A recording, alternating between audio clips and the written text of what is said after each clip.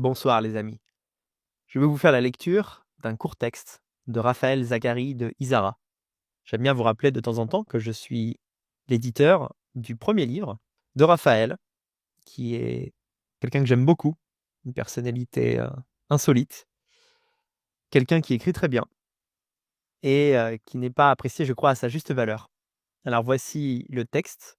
Je suis retombé dessus tout à l'heure en me replongeant justement dans l'ouvrage et je l'ai trouvé très beau. Alors je me suis dit que j'allais partager ça avec vous. Le texte s'appelle De lointains souvenirs.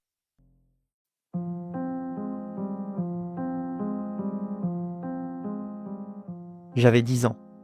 J'allais sur 11. J'avais donc l'âge d'avoir l'âge. Celui où l'on a l'éternité d'une vie à faire, comme un soleil intarissable reçu en pleine face. Avec derrière moi les souvenirs d'une seule décennie qui semblait aussi longue qu'un siècle. J'étais aussi jeune qu'une herbe tendre dans le vent, puérile et pourtant légale d'une vieille étoile allumée depuis la Genèse. J'étais fou, j'étais là, j'étais en vie, rempli de cette étonnante lumière. Je me sentais sans fin, sans fond, sans poids. Je me devinais brillant, brûlant, immense. Je percevais l'insaisissable, touchais l'invisible, goûtais le vrai. Je n'avais que 2 poignées d'années, mais en moi débordait cette flamme issue d'un météore. J'avais donc 10 ans, j'avais 1000 ans, j'avais des ailes.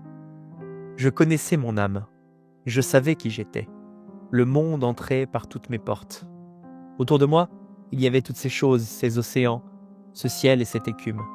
Des visages me montraient les nuages, des anges me communiquaient leurs pensées.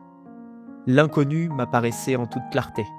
Le mystère baignait mes jours sans rien briser, coulant à mes pieds comme une onde douce.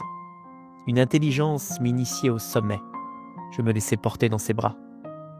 Qui veillait ainsi sur ma tête ? Nul ne voyait ce que je voyais.